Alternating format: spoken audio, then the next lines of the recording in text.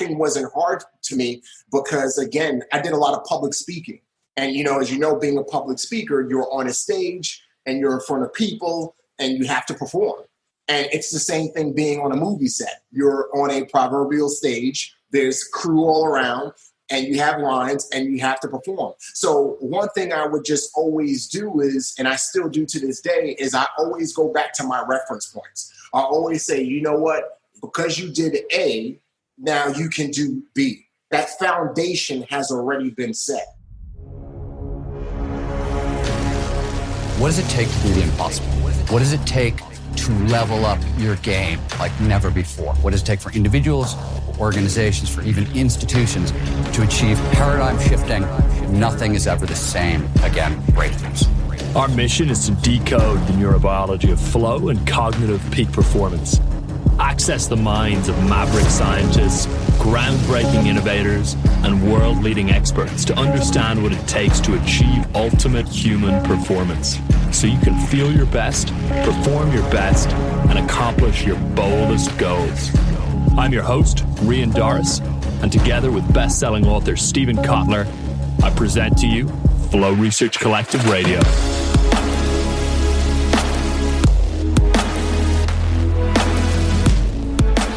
Hey there, Remi Adeleke here. Welcome to Flow Research Collective Radio.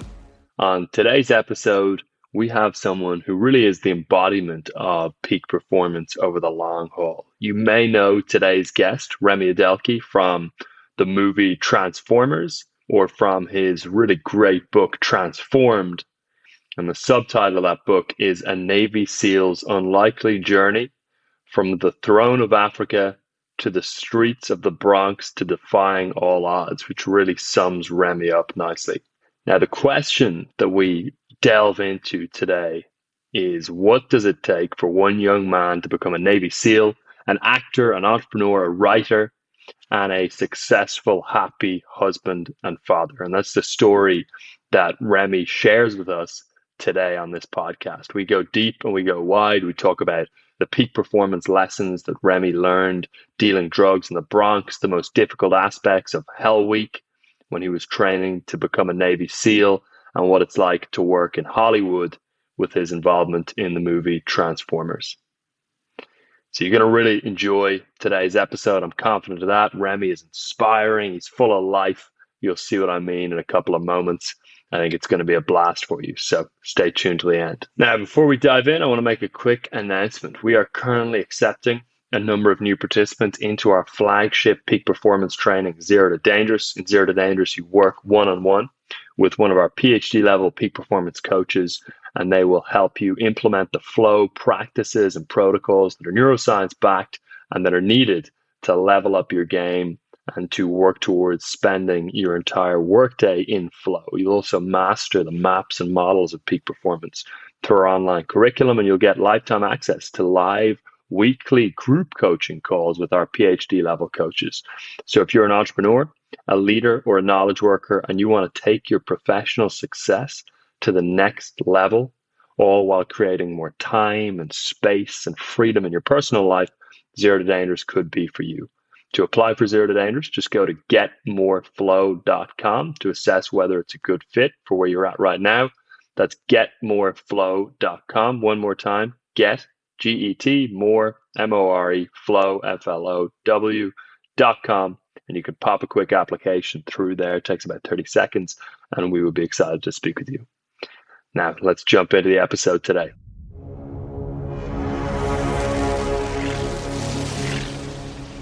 I would love to kick off this episode with, is the story of Remi, in your own words, from day one to now, and feel free to go as long or as short on that. It's totally up to you. First and foremost, thank you for having me on the show. It's an honor and a blessing to be sharing with this amazing team. And Steve, thank you so much as well. My story kind of starts it really starts with my dad's story. I tell people all the time, my dad, he was the firstborn son to my grandfather. And my grandfather was a chief in the Yoruba tribe in European culture. In Western culture, royalty is referred to as king, queen, prince, princess, Dutch, that sort of thing. But in West African culture and a lot of African culture, royalty is referred to as chief in your last name.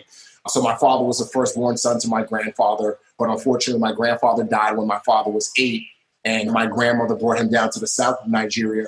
And there happened to be missionaries there. And not only did they teach the Bible, but they taught science and math and literature and all these different things. And my dad ended up, bedazzling the missionaries. And long story short, he ended up getting a full ride scholarship to study engineering and architecture in London.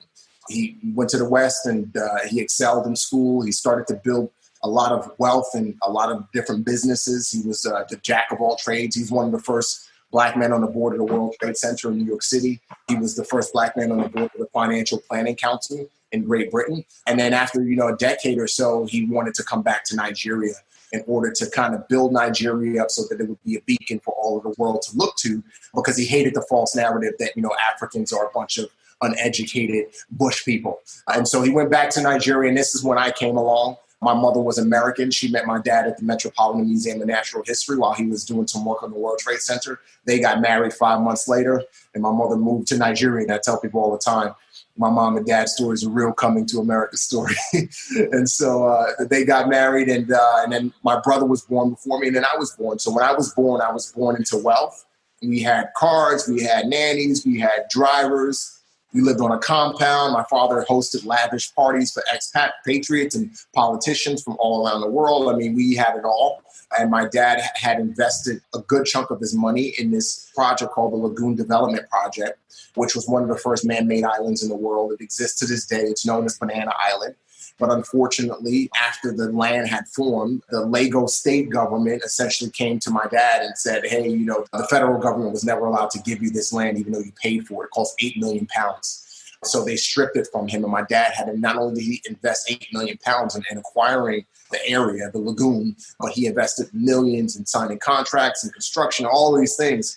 So much so that my mother would tell my father all the time, listen, you need to put some money in the States, because if something happens here, we're going to lose everything. But my father was so loyal to his country that he would tell my mother often, let's get this island taken care of first, and then we'll put all the money we need to put in the States. Well, when the Nigerian government did what they did, my father ended up dying a few weeks later, and we went from rich to poor.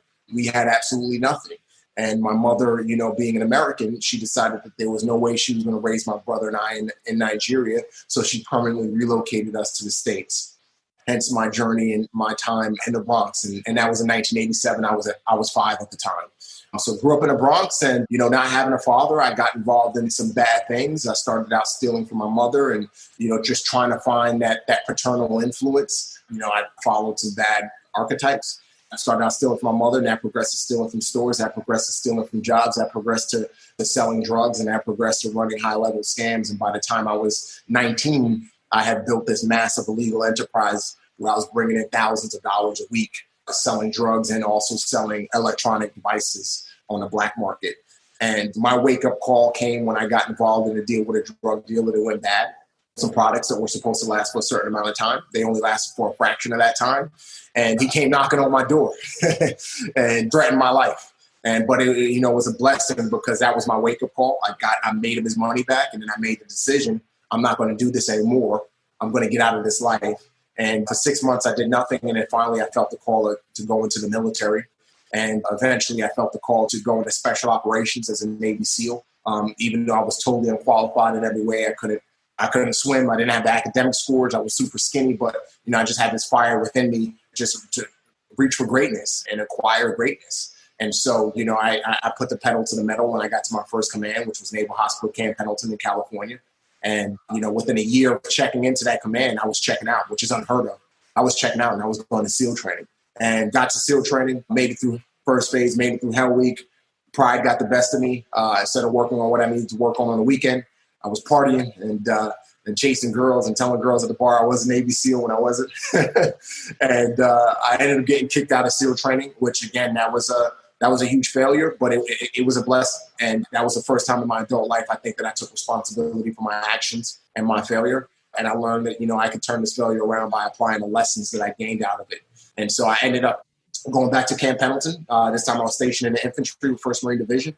I did my time there, which was a year and a couple months. And then I went back to SEAL training, made it through SEAL training, had a great opportunity to serve on the West Coast for 8 years in the SEAL team, 7.5 to 8 years in the SEAL teams. Went all over the world and was able to do cool things. And in 2016, around 2016, 2015, 2016, I was a father at this point, and having been a son who lost his father, I wanted to be in my two boys' lives as much as I could.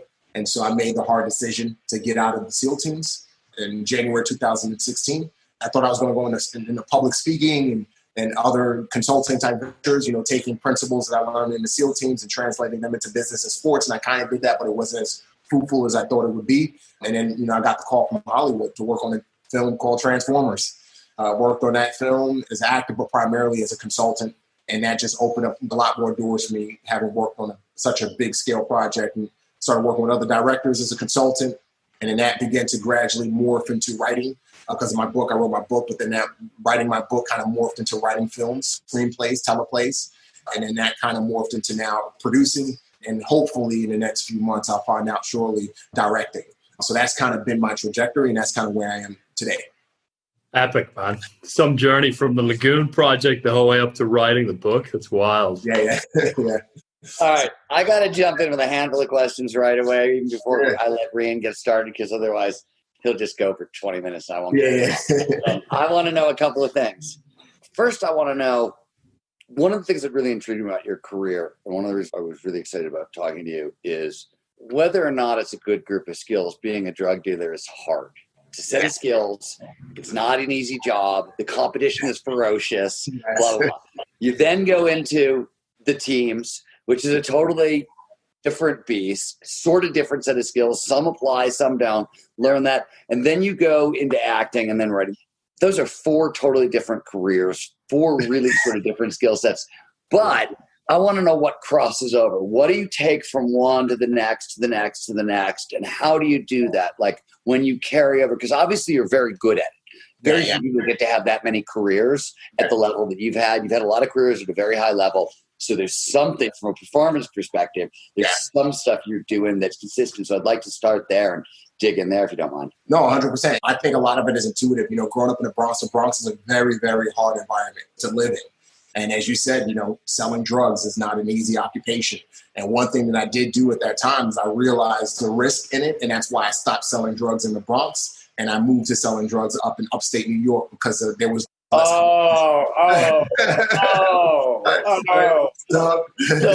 hardest drug dealer I've talked to in a long time. So I say a lot of it was intuitive, and I think a lot of it came from my father, just this ability to take these concepts and translate them. So, having grown up in a really rough environment, and when I got to SEAL training, it was just, yes, it was hard, but for me, it was just like, I've already lived this in a sense. I've already had this life. And that was something that I would say to myself all the time. Remi, there were times when your mom didn't have enough food to feed you and your brother. There were times when you were jumped and beat up and almost and shot at and all of that. That was hard. So this is, it's hard, but you've been through worse. And so I would always use my past as a reference point. And then even, translating into acting, like acting wasn't hard to me because, again, I did a lot of public speaking. And, as being a public speaker, you're on a stage and you're in front of people and you have to perform. And it's the same thing being on a movie set. You're on a proverbial stage, there's crew all around, and you have lines and you have to perform. So one thing I would just always do is, and I still do to this day, is I always go back to my reference points. I always say, you know what, because you did A, now you can do B. That foundation has already been set. And it's the same thing with writing. When I was getting ready to write my book, because I wasn't supposed to write my book. The plan was my mother was going to write my book because my mother has been a creative writer for, since I was a kid. But when it was time to put pen to paper, I was taken back to when I was in intelligence school. Because in every SEAL platoon, every SEAL has a specialization. And I had two specializations. One, I was a medic, but two, I was an intelligence collector. So I went through all of these different intelligence schools. We call it human, which is human intelligence. And one of the first schools I went to, literally for hours, you're in a room with no windows, double locked doors where you got to put codes in, and you're writing long intelligence reports. And they have to be written in a specific format, and they have to be written in a way where somebody years from now could pick up that report and read it as though it happened that day. And if it's not done to the point of perfection, either A, you're going to have to do it all over again, that report, and it takes hours, or B, you're going to get kicked out of the program. And the last thing you want to happen is go back to your SEAL team having gotten kicked out of, any course, whether it's a sniper course, a medical, you don't want to go back. That's just a bad look. And so when I was writing, I was able to go back to that point when I was sitting in this room with no windows, and it was hard and I was tired, but I had to keep going because I had a job that I had to learn and I had a job that I had to do. And I was able to refer to that point. And when I was sitting at this very computer writing my book, I was able to say, you know what, I did it worse. That was harder. I was on a more stringent timeline. The stakes were harder. And then when I went overseas and actually did the job of an intelligence guy, the stakes were even more higher, because now I'm collecting intelligence and I'm having to write reports that's going to lead to missions. And those missions can play a role in people living or dying, right? So for me, how do I translate these skills is I kind of file them away. Once I do something, I try to file it away in my mental cabinet and say, okay, this is the foundation. I've done A. I may not do this ever again. I may not use it again, but I'm going to file it away. So if I have to use it, I have that reference point. And, again, this is something I try to tell people all the time. Don't despise small beginnings, even if it's something where if you're working at McDonald's and your job is to mop the floor and you're just like, it sucks that I have to mop the floor. You know what? There's a lesson that you can take in this. And this is something I try to teach my assistant all the time, because there's a job that he does for me as it relates to social media, and he hates it. And we talk about it all the time, but he hates it because it's very tedious and he has to do it for hours. But I tell him, I say, listen, Brad, listen, I know it sucks, but you are building up these calluses, these mental calluses. And so when you get to a point where you have to do something similar to this, or maybe something different than this that sucks for a long period of time, you're going to be able to say, you know what? I did the social media job for Remi for 4 hours a day and it sucked. I could do this.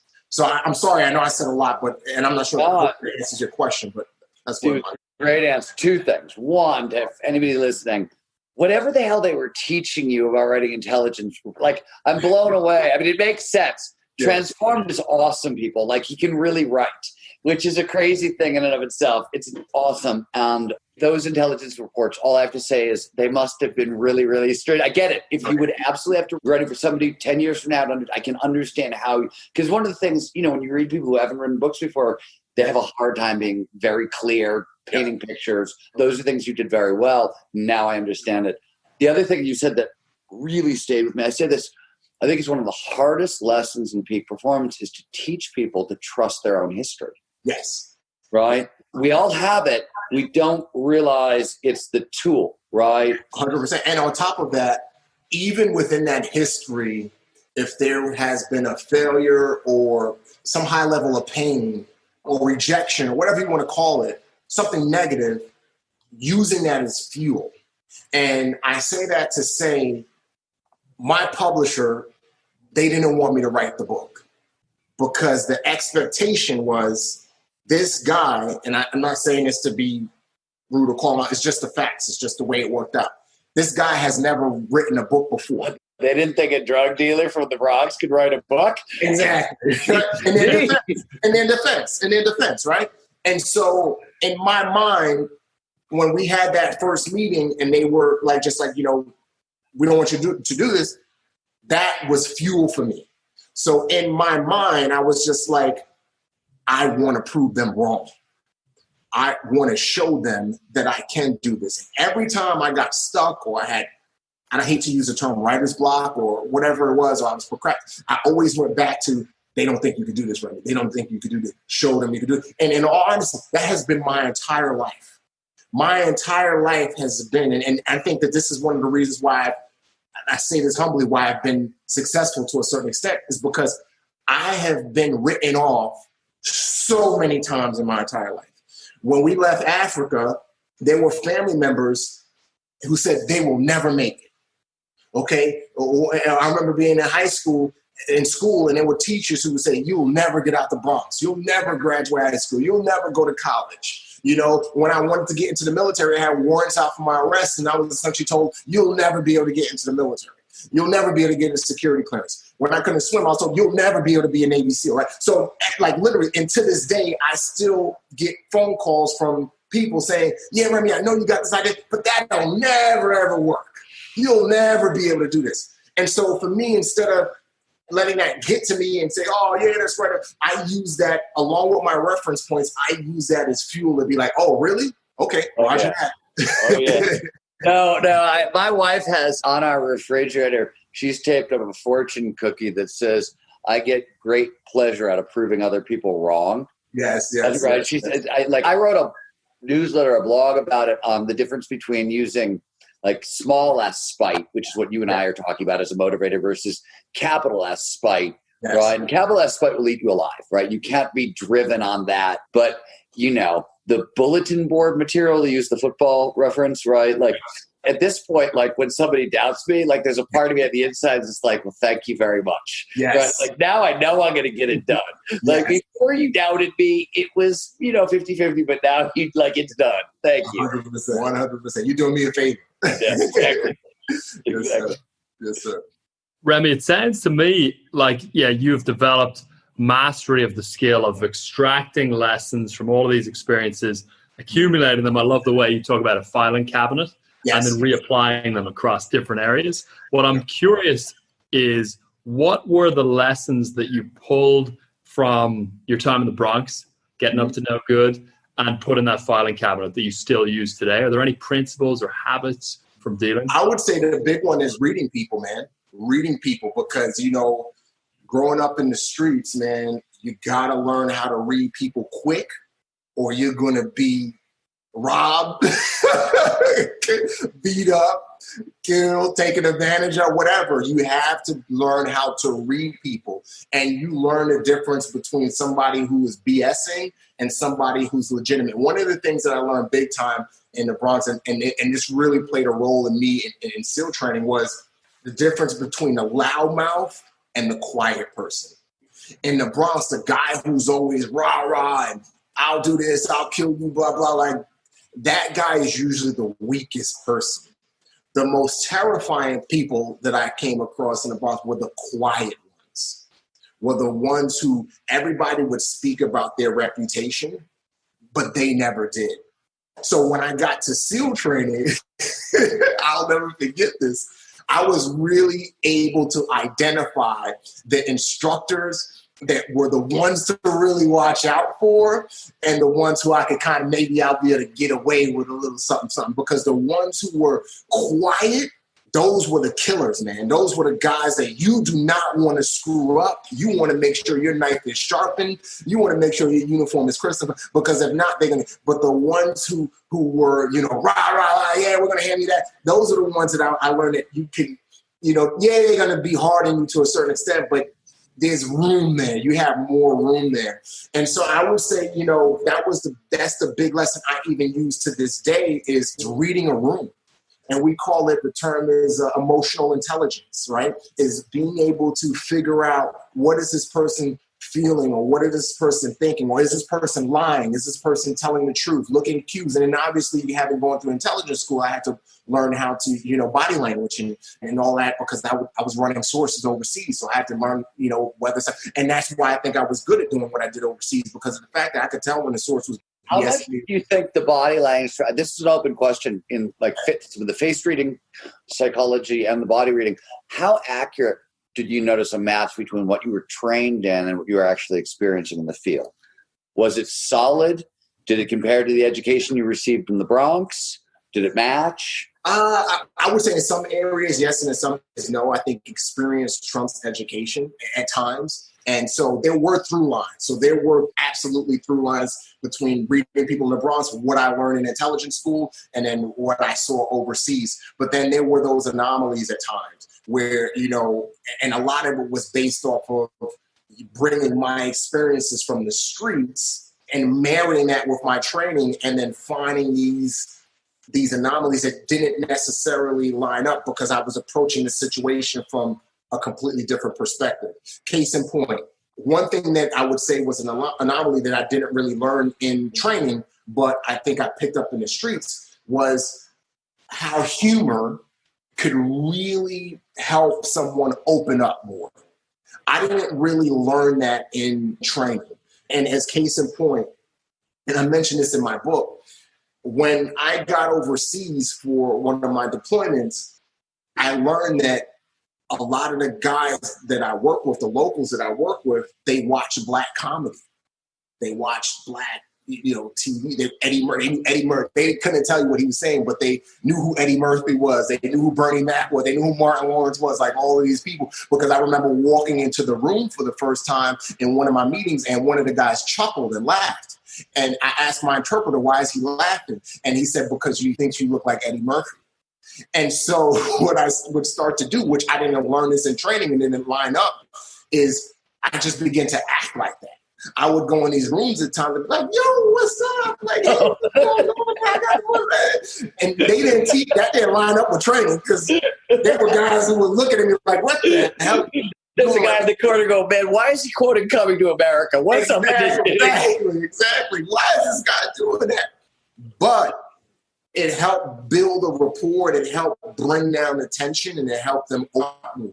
And I got a lot of information by not going into the room, starting following these formats that were taught, and they were good and they would work, but not following that format and saying, you know what, let me use my street knowledge, because laughter is a pill. Laughter can heal anything. And so, that's what I would do. So that's where that is a case in point where I didn't see what I learned in the school line up with what I did overseas.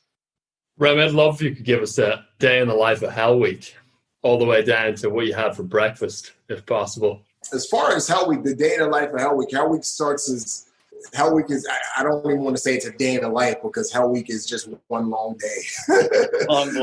It starts on Sunday in the evening and it ends on Friday, and you get 2 hours of sleep on Wednesday, if you could even fall asleep by Wednesday, and you get 2 hours of sleep on Thursday, if you could fall asleep by Thursday. It's just torture. At the end of the day, what the instructors are trying to do is they're trying to expose you to extreme stress. They're trying to put you in a situation where you have absolutely no choice but to work as a teammate alongside other men in the program.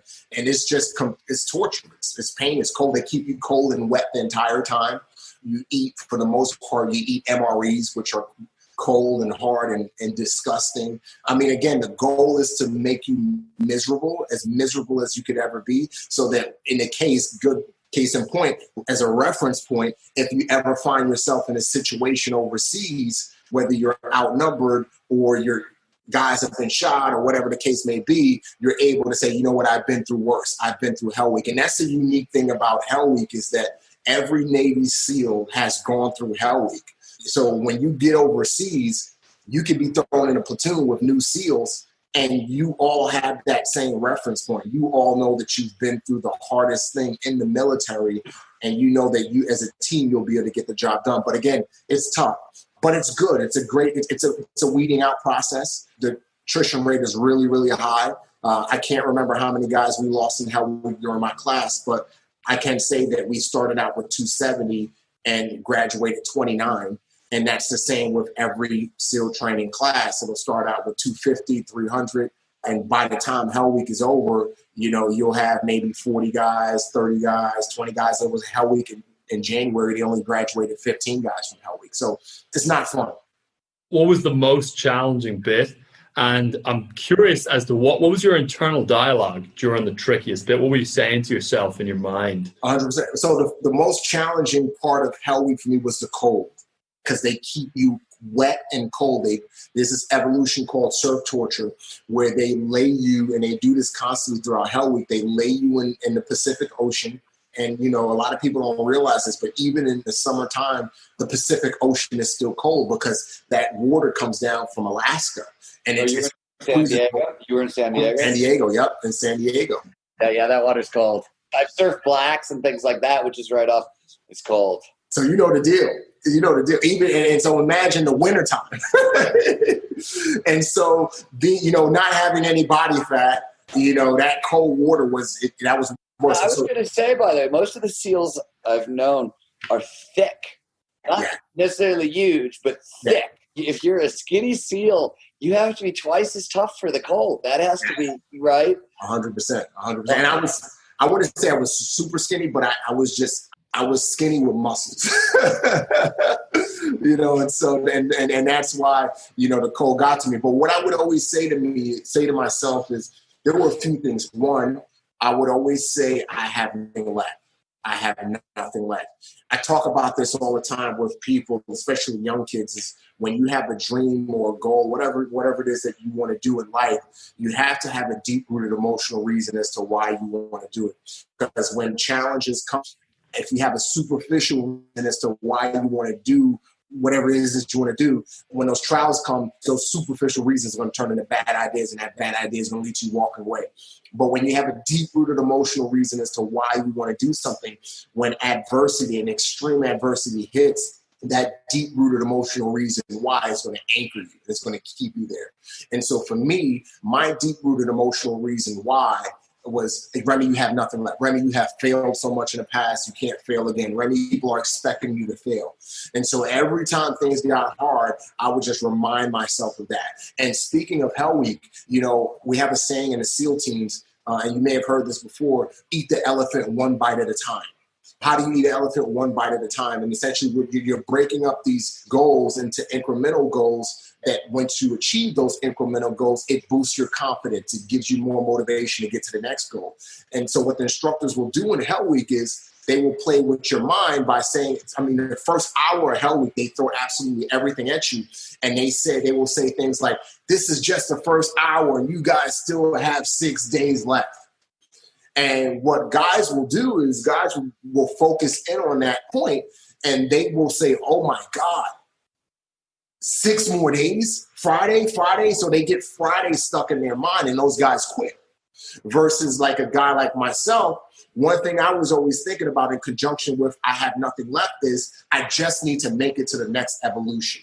So if I was getting surf tortured, my goal was, Remi, get to log PT. And while I was on log PT doing 12-mile run down the beach with the logs and it felt like my arms were going to explode and my back was killing me, Remi, just get to boats on heads. And same thing. So I was always setting these incremental goals. And as I achieved those incremental goals. I just have to say, the idea of going log torture to boats on heads as a motivator, really, like, it tells you can use anything, right? It doesn't really matter. Anything. And that was essentially, those were my 2 mantras. You have nothing left and just get to the next thing. And another thing that motivated me through that was when guys who were faster than me, when guys who were way better swimmers than me, there were guys in my class who were triathletes. There were guys in my class who played Division I, who swam Division I at their college. And they were just top-notch pro. They could crush me in every aspect of sports and physicality. And when those guys would quit, and I'm this kid from the Bronx who just learned how to swim, that was just like, Remi, you're better than it. You made it. You outlasted them. So that was another thing that drove me.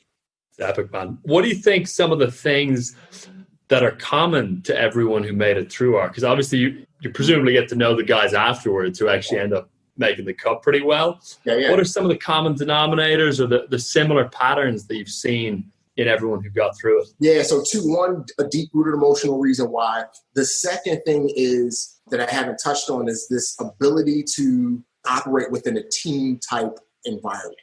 A lot of people don't realize this, but SEAL training is not as much of an individualistic program as people may think. It's a team-based program. And so you have guys who show up to SEAL training, and in order to succeed, yes, you have to be able to pass your 4-mile time run. Yes, you have to be able to pass your O course, but you have to be able to get through a log PT evolution, which is 7 guys on a log.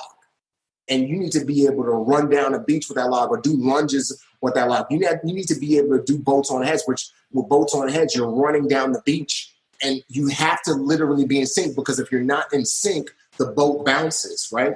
And so as the boat is bouncing, that's pressure on your neck. It's already painful, but it's even more pressure. And then if you have a guy on the boat crew who's ducking boat, which is he has his head down, that's causing more pain on the other guys. So you have to really be able to operate within a team. And because we live in a very individual, especially now, more so now than, decades past, but because we live in such an individualistic culture and society, and especially with this young generation, it's all about me, me, me, me, me. How can I get ahead? It's about me, me. When these guys show up to SEAL training and they have this individualistic mindset, they're not able to adapt. And when they're not able to adapt, they don't make it. And so that other common thread I found was this innate ability to be able to operate within a team environment, to pull your weight, but also be willing to help pull somebody else's weight if the time comes, and show empathy and communicate and have leadership at every level. Like, that is integral. At the end of every SEAL unit is that word team. SEAL Team 3, SEAL Team 4, SEAL Delivery Vehicle teams, SRT team. Every SEAL unit ends with that word team, because that's the foundation of our community. We have a saying in BUDS: individuals fail, teams survive. Remi, is it? I've talked a lot about this with different T guys, but what do you think are the foundation? I'm not talking about what gets you through BUDS. I'm talking about being in the field with teams. What is it that makes a great team? For me, the big one for me is knowing your teammates. Knowing your teammates, and I don't mean like you have to know every personal detail about them, but having a knowledge of who they are, their likes, their dislikes. And to me, why that's important is because when you get in a situation when you have to bring a word of correction to your teammate, you're going to know how to communicate that to them because you know them. Or when it comes to you having to receive that information, you're not going to take it the wrong way because you know where that teammate is coming from. So for me, one of the most important aspects of a team, of an effective team, is knowing your teammate and knowing their operational threshold. Another essential element of a team is communication, which kind of ties into what I just said, but it's not just about what you communicate, it's about how you communicate what you communicate. And being able to communicate in different ways, being able to communicate with different people in different ways so that they receive the message properly, operating within your role and responsibility. And that's one thing that makes SEAL teams effective. Within every SEAL unit, every single person has a role. You have the sniper, you have the medic, you have the OIC, officer in charge, you have the AOIC, you have a breacher, you have drivers, you have all these different roles. And in order for that team to be successful, each guy has to be able to operate within that role, and every other guy has to trust that that teammate can operate within that role. Case in point, I went on a deployment, I won't say where, I won't say when, but it was just 8 of us. Because of the rules within the country that we were working in set a cap, and there could only be 8 Navy SEALs in this particular country. Our closest QRF, which was a quick reaction force, was on another continent. There was an embassy, but that embassy ended up getting evacuated at some point. But I say all that to say, we all, the 8 of us in this country, we all had to know how to operate within our role and responsibility and trust that the guy to our right and left could do the same thing. It had the potential to mean life or death if we couldn't. So that's another element to me of an effective team. And I think that's what makes SEALs and other special operations groups great, is our ability to know our role, study our role, and be effective in our role for the benefit of the whole team, not just ourselves. I've had a lot of fun taking sort of team-based after action review ideas into companies of mine and even into my own life. I grew up as a journalist, right? Yeah. That was my early career.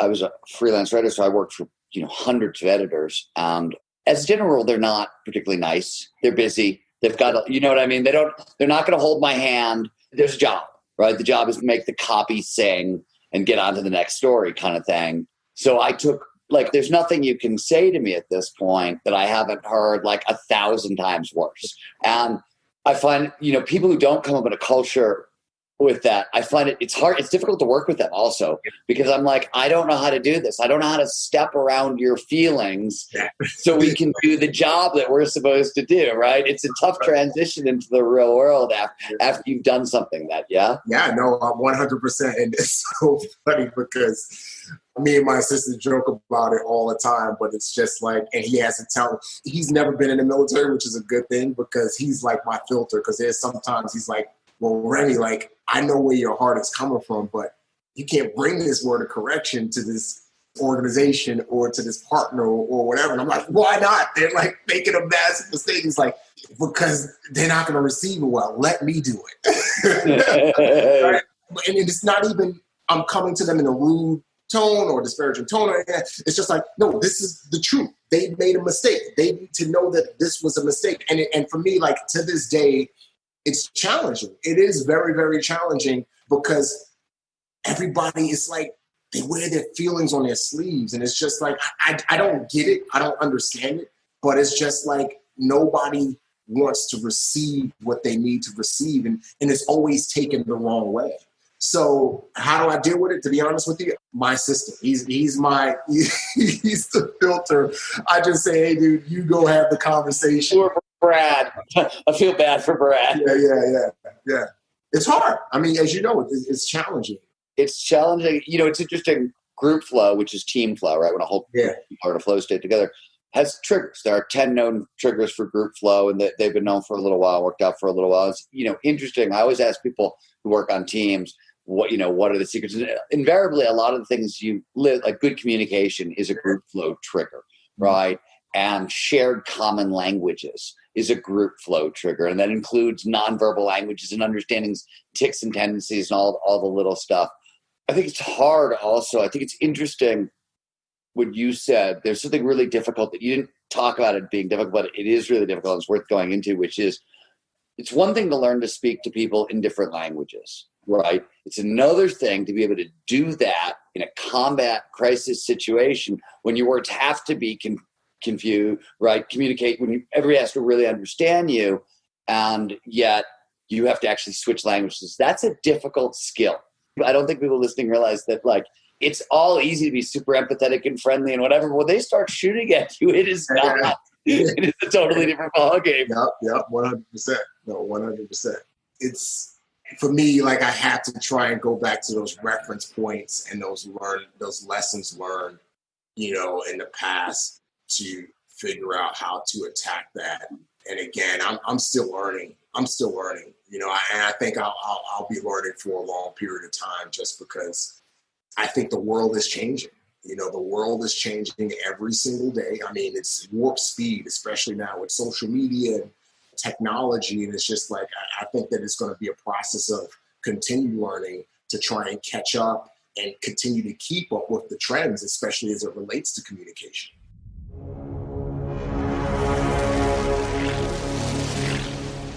All right. I hope you are enjoying hearing Remi's story. Just going to interrupt him for one quick moment because I want to tell you about a new free masterclass that we've got. It is called The Passion Recipe. And we know passion is a word that gets thrown around a lot these days. But this masterclass breaks down the neuroscience behind passion, behind how to create and unlock more passion in your life in a way that actually facilitates more access to flow, more frequent access to flow. And it's called the Passion Recipe. It's going to teach you the science and specific step-by-step methodology needed to coach your clients to help them discover their passion and access flow more consistently. You can also, of course, apply the model to yourself. So go to passionrecipe.com. If you want to check out the masterclass, that's passionrecipe.com. You can register for free and you can catch the whole thing at passionrecipe.com. Now let's dive back in to Remi.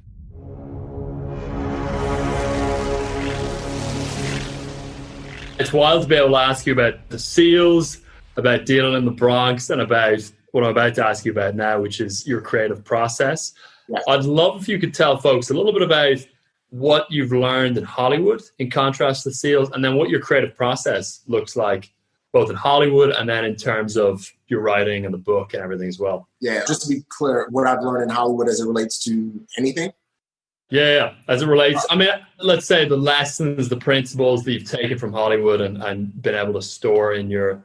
You mean besides don't believe a word anything anybody says to you? Yeah, that's one. That's one, right? The one says you can't trust anybody. Right, what's the major difference between the teams in Hollywood? Well, at least with the teams, they don't lie to you all the time. All the time, exactly. It's like the trust. Yeah, that's the big one. Is trust, man. And again, that's been a really over the years. It's been a really challenging thing for me, especially early on, because I came from an environment where trust was huge, and then having transitioned into an environment where you can't believe what anybody's saying at times.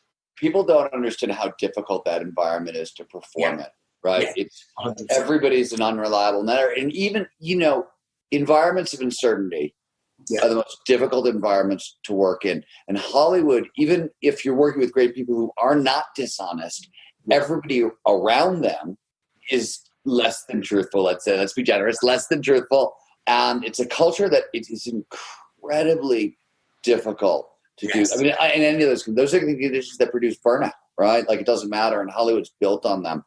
I don't think people understand how difficult it is to transition from a place like the teams where you can trust everybody to Hollywood, where literally nothing anybody says to you is the truth, even if they're trying to tell you the truth, probably. Yes, no, 100%. And like, I've had people who I've like really, really close friends who I've trusted, and I still do trust, who've said, hey, you need to meet this person in Hollywood. Like, they're a great person, they're this, they're that, they'll never screw you up.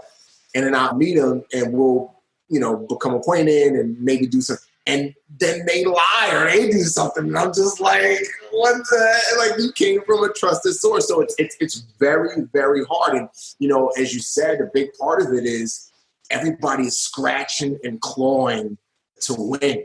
You know what I mean? To get, and the term is get something made. And people will do anything to get a project made. And, it's just one of those things that's unfortunate, but me and a good friend of mine, we joke about it all the time. He's a writing partner on a TV show. He's one of the co-writers of this TV show we're doing together. And he said, hey, it's the business that we chose. it's like when we're masochists, man. It's the business that we chose. But it is very challenging. But it's rewarding too. It's when that project gets picked up or when I get that phone call saying, we're going to do this project or we're going to move forward. It's rewarding. I got that phone call 2 weeks ago from a massive producer. Massive. I can't mention his name, but if I said his name, everybody, he does blockbuster movies. And he actually found out about me because he came across my book at a beach a year ago. And interestingly, my agent sent him this film that I wrote. And, he's like, we got on the call and he's like, I want to do this movie. We want to do this movie. And so, I say all that to say those moments are super rewarding, but those moments are few and far between. There's another thing about Hollywood. Hollywood should be called Rejection Central because Hollywood is nothing but reject. You get rejected. Everybody gets rejected. Every single body gets rejected. Studios get rejected. Producers get rejected. Actors get rejected. Writers everybody gets rejected. And it's this environment where you have to learn how to deal with rejection. And one of the things that I pull from my past that helps me now today is I've been rejected my whole life. So for me, it's just like, hey, Remi, you've been rejected. You could deal with this level of rejections. This is your whole life. So that's one thing that I definitely do pull into this job. Did you get back to Africa? I went back 2 years ago. I went and visited my dad's island and visited some of my family out there. It was a great experience. Can you tell us a little bit, Remi, about your approach as a coach and a consultant and the work you do on that side of things and the speaking end? Yeah, so consulting in the film and TV space or consulting in the business athletic space? Yeah, I'd love to hear the business athletic space. Yeah, actually, interestingly, I got into it during the end of my career in the SEAL teams. I was working in this office called the Motivators Office, and essentially the SEAL teams, going back to what I mentioned as it relates to teams, like guys who make it, that common thread is they have learned, or they have, they've transitioned into learning how to work as a team.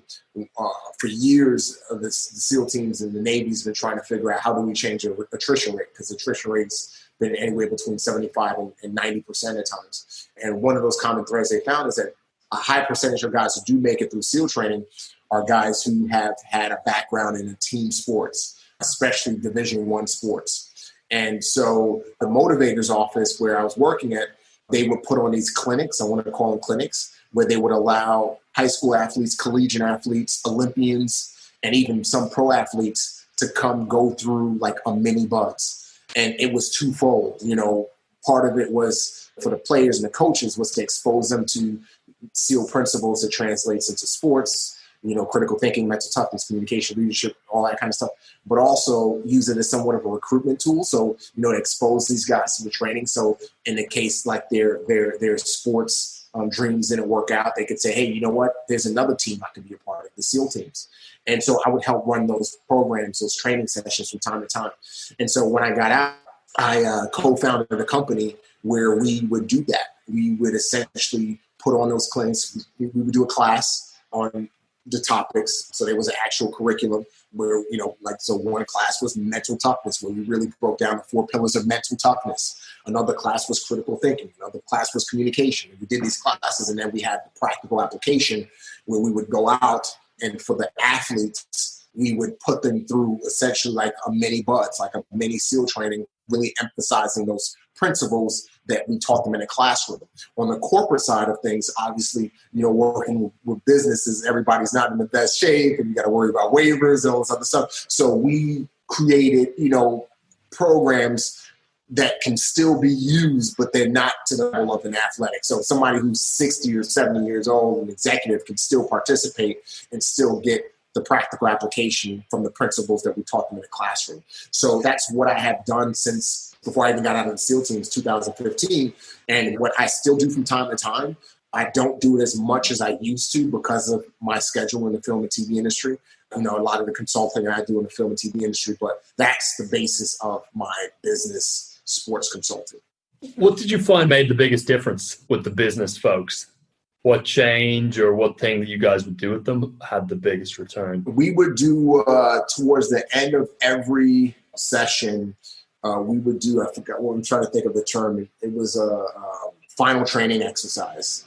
And essentially it was something for each organization. It was something that they were going through at that time. So they had to put together, for example, and I'm not saying we did this, but this is just an example.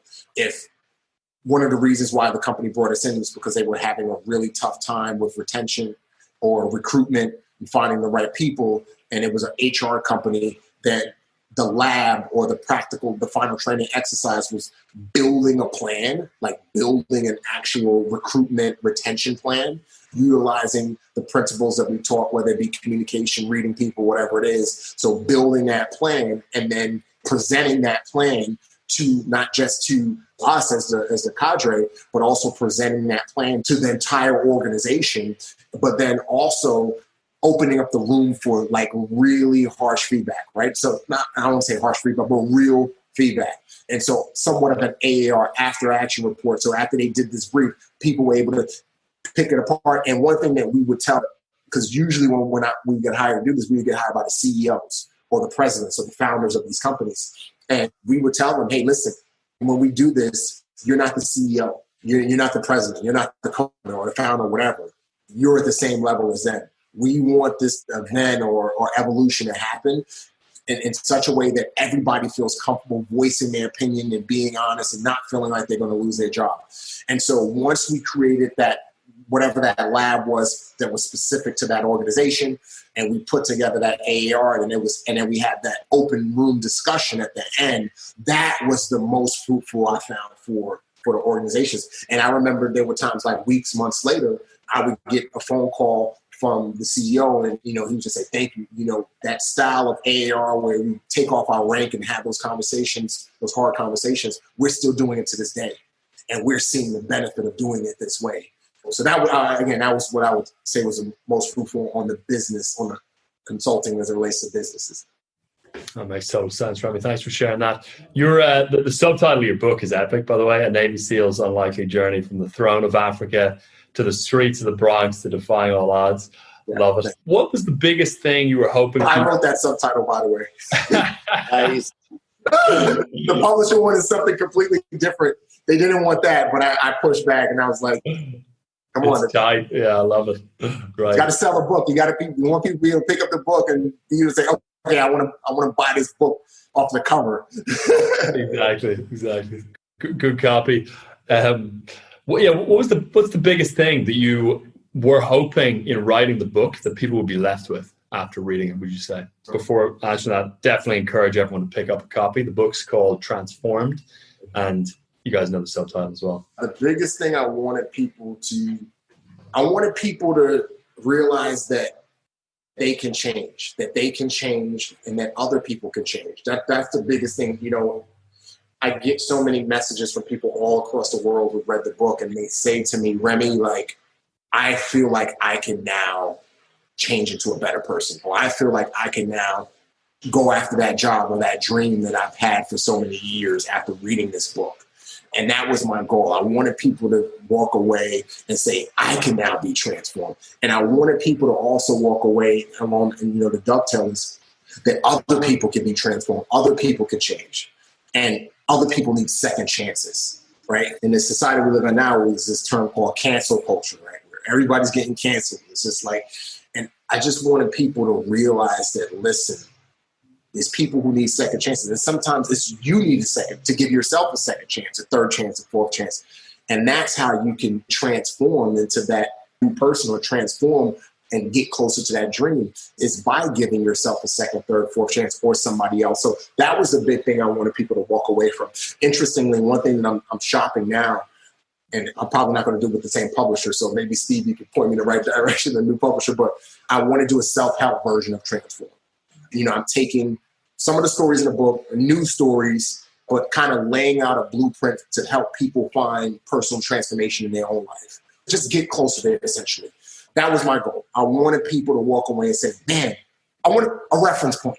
Going back to our early discussion, I wanted to give people a reference point on transformation and say, wow, here's this guy who started at the bottom. There's absolutely no reason why that guy should transform into who he is today and who he's continuing to transform into, right? Because for me, it's an ongoing process, right? Like, I'm a writer now. I get frustrated sometimes when people just use that title, Navy SEAL. And I get it, because people are just like, oh, well, he was a Navy SEAL, that's a big thing.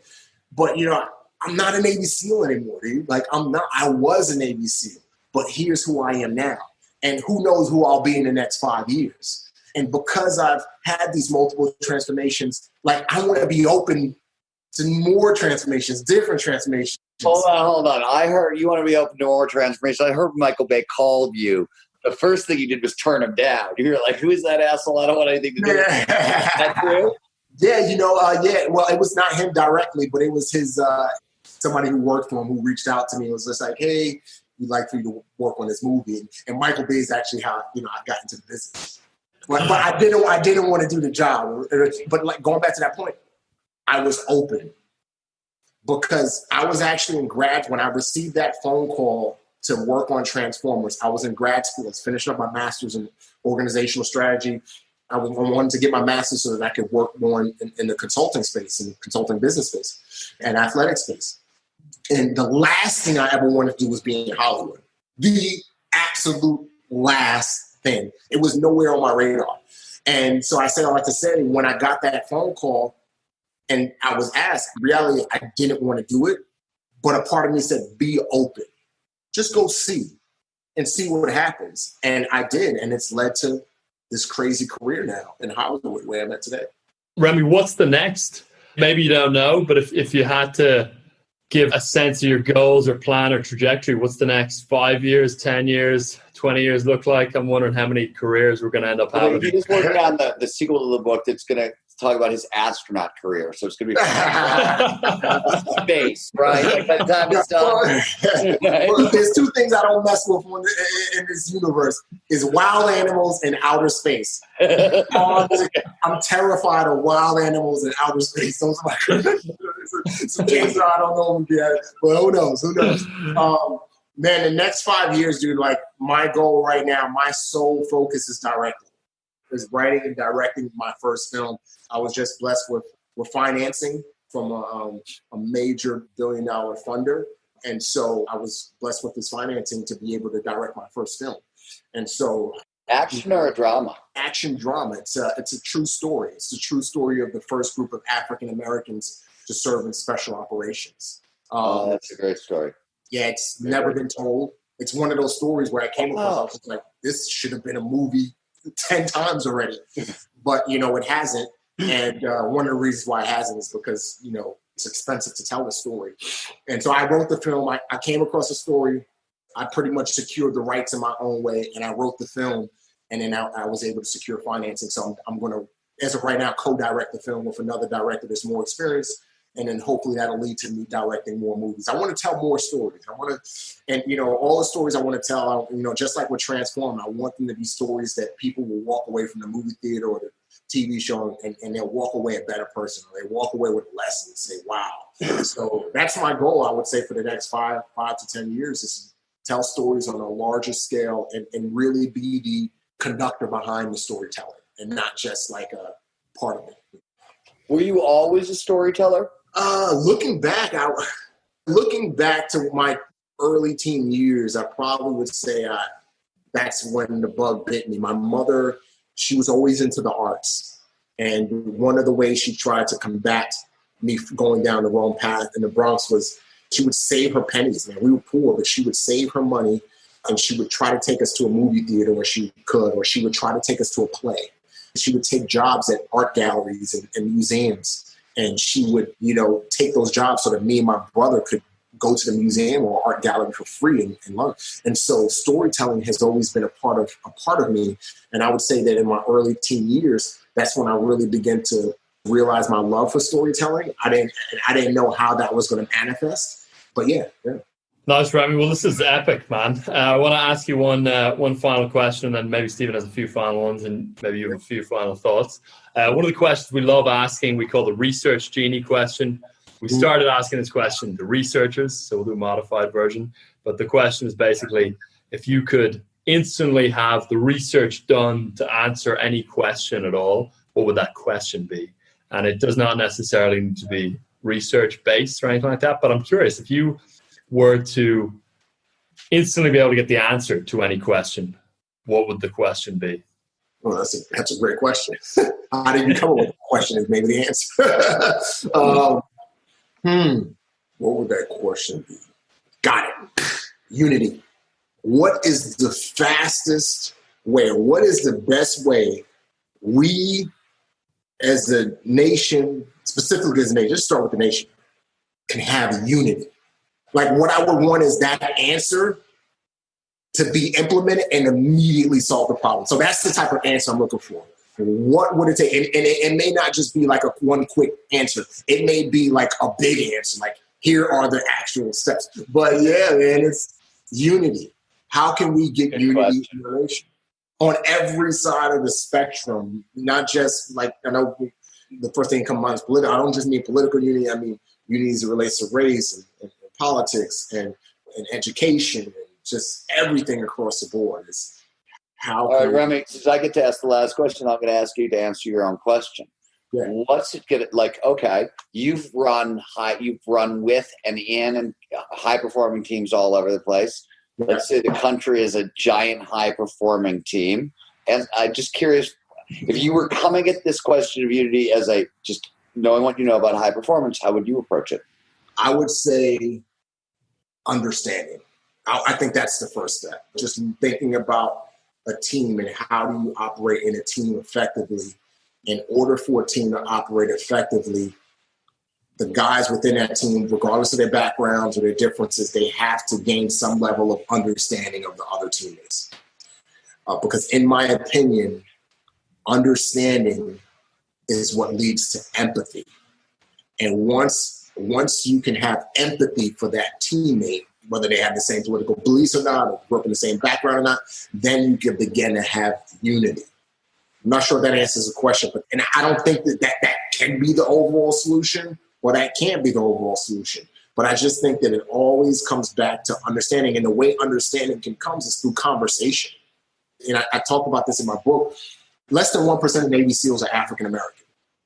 That's just the way it's always been. I was the only African American that graduated in my class. I've been in multiple classes, and at max, there's been 3 African Americans starting out of 270, 250 guys. I've never asked this question. Is that true with the Rangers and the Green Berets, et cetera, or is it just specific to the teams? Is it Spec Ops in general that's not attracting African Americans, or is it the SEALs? I think from what I've heard, because I've spoken to, there's another Ranger I'm really good friends with, and he said that the rates of African Americans in Ranger Battalion percentages are low as well. I don't think they're as low as the SEAL teams, but they are low. And from what I hear across the board, across the spectrum, when you come across an African American Green Beret or African American Marshal guy, it's just like, oh wow, like that doesn't happen. So from what I understand, I would have to. That doesn't even make sense to me based on the numbers, the racial breakdown of who's in the military. Like that makes zero. Yeah. Okay. Yeah. I know. We're going to leave it all alone, but please. I got a whole long answer to that, man. And like I said, it starts way before the military to me. I mean, I think it starts with education. It starts with proper resources in specific environments. I'll leave it there. But I say all that to say, the good thing about that, and I say this carefully, is when I was in SEAL training with all of these white guys, I was able to have these deep conversations, because when you suffer with somebody in SEAL training, then you begin to trust them a little bit more. You begin to trust, okay, like this person is not just talking out their ass, or they're just saying something in order to win an argument. This may be like how it truly is, or how they truly see it from their perspective. And so when I was in SEAL training, I had tough conversations with guys about race in America, about what it was like growing up as a Black kid in the Bronx, and what I witnessed cops do, what happened to me as a kid as it relates to the police. And I was able to share these experiences, and these guys were just like, man, we've come to know Remi over the last few weeks in SEAL training, and we see that he's a hard charger. We see he doesn't complain, and we see that, man, maybe what he's saying is right. And then on the flip side, I would talk to these kids who, they came from affluent backgrounds. Interestingly, a lot of guys who go to SEAL training, they come from money, dude. Like, it's the craziest thing. They come from very affluent families. Some of them were in the corporate world, and they decided one day they wanted to be a Navy SEAL, and so they dropped everything to be a SEAL. And I was able to talk to these guys, and they were able to share their experiences with me. And some of them, they had dads or moms who were in law enforcement, and they were able to share their experiences. And through those conversations, we may not have walked away completely agreeing with each other's perspective, but we walked away with a level of understanding. And as we walked away with that level of understanding, we began to empathize with each other more, especially as we move forward in SEAL training. And then as we begin to empathize more, that began to breed more unity. And, case in point, I'll give you this example. One of the things I struggled with big time in SEAL training was a 2-mile time ocean swim. Every week, we had to do a 2-mile time ocean swim in the Pacific Ocean. And the passing time was 85 minutes. And I was swimming it in 120 minutes. And like literally towards the end of every swim, I was either hypothermic or borderline hypothermic. And I remember in my first time in first phase, the instructors knew that I was going to be the last one out, and I was going to take forever. And what they did was while I was still in the water with my swim buddy, and the rest of the class had finished their swim, they started hammering the rest of the class. And they would tell the rest of the class, they would say, you know why you guys are getting beat? Because your buddy is can't swim, and he showed up and he sucks. And so we're going to just do this to you every single time. Every single swim, we're going to hammer you. And I remember finishing those swims, and those guys never gave me grief. They were always like, dude, Remi, we understand. We understand that you didn't have a background in swimming. We understand that you came from an environment where there was no pools or clean pools or resources. We understand, and we know that you crush it in every other aspect as it relates to training.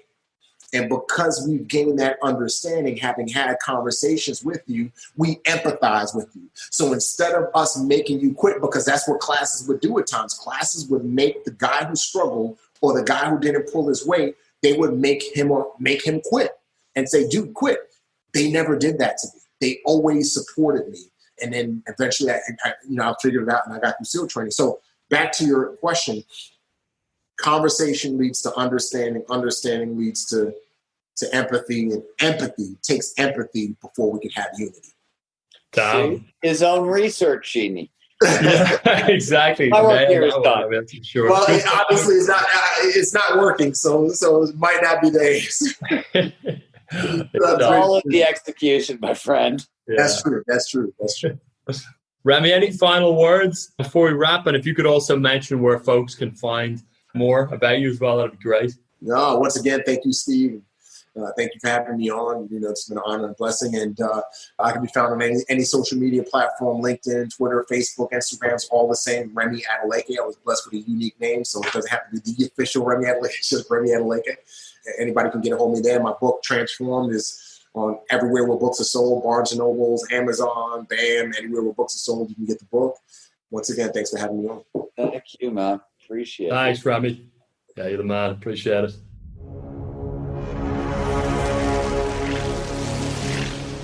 If what you've heard on Flow Research Collective Radio has been helpful, please consider doing us a solid and leaving us a review on Apple Podcasts, Spotify, or wherever you are listening to this. Reviews help us connect to a wider audience so we can get these peak performance principles out to more people.